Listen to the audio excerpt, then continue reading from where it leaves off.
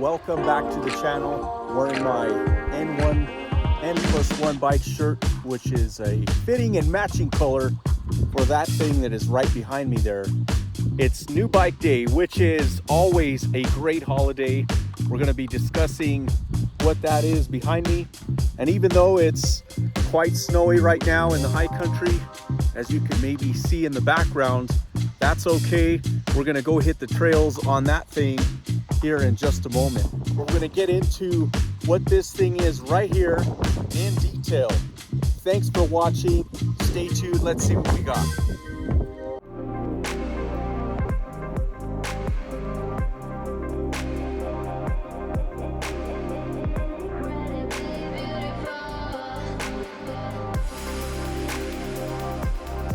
All right, what we have here is a 2022 Ibis Ripmo in Bug Zapper Blue. Now, many of you who follow the channel, you're going to remember I previously owned the Star Destroyer Gray Ripmo in a large. Well, now I own the blue. But this one's a little bit different, but the same. You see, I'm 5'10", and I'm right on the line of a large or a medium. This one here is a medium because, well, I wanted to try something different. Now, why the Ripmo again? Well, if you stay to the end, I'm gonna explain why.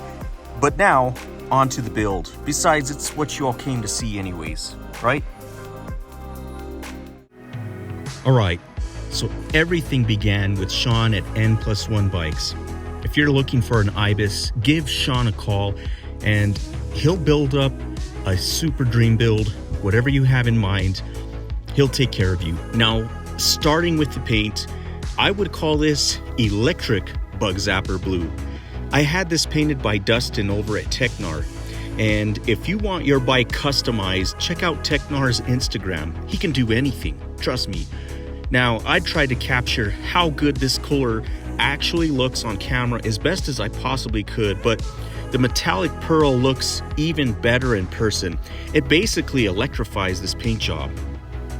You can see these three stripes that normally look black on the stock build, but on this paint job, in the sun, they look metallic blue, and in certain light, it looks black again. If you saw it in person, you'd be just as impressed as I am. See how it reflects in the sun? It's pretty fantastic, I think. Of course, the frame is all covered to protect the paint. I buy the 3M Scotchgard series in gloss, and I cut it to fit all on my own. It saves money versus buying the kits, but you have to be patient with it. Sometimes you have to create some of your own templates and sort of that kind of thing, but it'll work out. Now, on the downtube, I have installed shelter downtube protection. I've used it for years and I highly recommend it. It works really well. I'll put a link in the description for it if you want to know where to get it. This stuff really works. Now, starting from the cockpit, I've switched bars from the Envy M7s to the 1UP carbon bars in 35mm rise. I have a race face turbine stem being run at 40mm. And for the first time now, I'm running SRAM axis. I just changed the shifter out recently too for the rocker paddle upgrade. I'm running my favorite Ergon GE1 grips. My dropper post lever is a PNW loam lever. My headset is the ever faithful Cane Creek 110 headset. Now for brake duties, I've made the switch from my Shimano XTR 4 pistons to TRP DHR Evo brakes. Not only do they look premium, fantastic and high-end, but they perform exceptionally well. They're not light like the XTRs, but the performance, well, it's well worth the upgrade. Now they come in gold, matte black, or silver, and yeah, I chose the silver. Now tires and fork duty, I made another change. Instead of Maxxis this time, I'm giving WTB a try again. I'm running the 2.5 Vigilantes up front. These blow up really nice and wide. Here's a closer look at the Vigilante front tire. It's sort of like a Maxxis ass guy had a baby with the Schwalbe Magic Mary. and you get a pair of these. On the fork, I'm running a RockShox Zeb at 170 millimeters of travel up front. The wheel duties up front, I'm running the WeAre1 Union wheels. These are the first time I've ever run carbon wheels. Been using aluminum for a long time. These were built up special from SpokeX out in California. They could do pretty much whatever you want. You can check out these spoke combinations, and they can do different spoke combinations of whatever colors you like, and this is basically what I chose for this build. These wheels also come with a lifetime warranty. If you break them, they'll replace them, and they're also priced right too for a set of carbon wheels. The rear shock is the new DVO Topaz. You can't get this shock yet. It should be available soon though. It looks like the Topaz T3 meets the Topaz 2.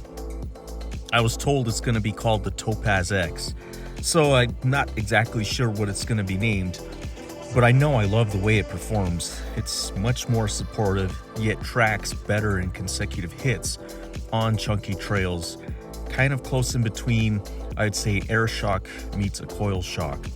The nice thing about the Topaz shock is it's highly adjustable with the bands that you can put inside the air can, plus the bladder. You can add air, take air out. It's highly adjustable. For the dropper post, I'm running P&W's loam lever post at 200 millimeters of drop for my long legs. You can change out the colors to match your color scheme, as there's going to be several colors to choose from, but it's also priced really affordable. You can also adjust the travel on it too, and it's pretty light as well. As far as the seat goes, I've tried several brands, and I keep coming back to Aragon. This one is the Aragon SR Pro saddle in a large. This one is carbon. I recently tried the SQ Lab 612 in several sizes, but it just wasn't like the Aragon. There's a reason why so many people run Aragon saddles. They're really comfortable. Time to talk about cranks. I'm running the Cane Creek EE Wings cranks at 170 millimeters. These cranks are light and stiff with zero flex. And when I say light, I mean they come in at 379.5 grams, light, which is lighter than any carbon cranks. I wanted to try the 165 millimeters, but they weren't available anywhere. I have the bomb-proof XTR pedals, and on the bottom I attached crank defender boots in black. Not necessary, but I put them on. I love oval chain rings, and I usually run the absolute black chain ring, but this time I went with Works Components oval chain ring. I wanted the gunmetal color, but it's also not available yet, so I went with this turquoise color, and it looks great, and it works just as good as the absolute black. As I said earlier, I'm going to give SRAM Axis a go on this build. This is the X01 derailleur with the XX1 rear cassette in rainbow color. Some call it blue, some call it oil slick. This is the 1052 cassette for those steep climbs here in the Rockies. For the back brakes, it's going to be TRP DHR Evos again. The rotor size on the rear is 180 millimeters, and what I had on the front, I'm running a 203 millimeter rotor size for the front brakes. The back wheel has a WTB Trail Boss in 2.4 width. This tire rolls really fast like a Maxxis Aggressor with the light rolling ability of a Dissector. They're a fast rolling tire, and it bites down really well, giving good traction, actually great traction when climbing. So there you have it, my 2022 Ibis Ripmo build and everything that's on it. All bought and paid for with no sponsorships, which tells you if I'm using my own money to pay for it, these are things that I wanted to have on it, and this is the bike I wanted to run. So why the Ripmo again?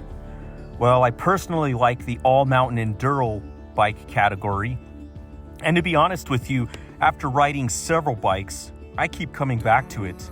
It's that good. Now look, the bike has 147 millimeters of rear travel, so it's pretty close to a 150, right? The DW Link suspension, it has this thing climb like a rocket into space, And with that rear travel, it descends like a fallen angel. It's super nimble, playful, poppy, and capable for the big rough stuff, but it's also not boring on the tame buffed out trails. It can be whatever you want it to be, the Ripmo. You want it to be super poppy? Run it with a Fox Float X. You want it to track immensely well? Then you can run it with the coil. They've made it that way. You want flexibility of both worlds? Run a Fox Float X too, or as I do, the DVO Topaz. You can even run up front on the fork, as I have, 170 millimeters fork. You can run a Lyric. I chose to run the RockShox Zeb. The numbers are so similar to a Yeti SB150 and many others in this category. Also, the Ripmo frame, it's lighter than most carbon bikes at this travel, which makes for a real playful bike. Look, it's not a 140 millimeter bike, even though it has characteristics like one, and it's not a 160 millimeters bike, even though it can handle that too. It's a bike that really blurs the lines. And here's what's nice about the Ripmo 2. You buy a carbon Ripmo, and it's the top shelf premium carbon build that Ibis makes. There's no low-end carbon build that weighs more, but it's more price efficient, and then a higher-end carbon frame that is lighter and more expensive. Many other bike companies do this, but with Ibis, your money just goes farther. I don't know about you, but with everything going up in price, anything that saves money is a win for me. So I want to say thank you for staying this far and watching. Please give this video a like, subscribe to the channel, and share the video if you think someone else might appreciate its content. And I'll talk to you on the next one as we travel the narrow trail.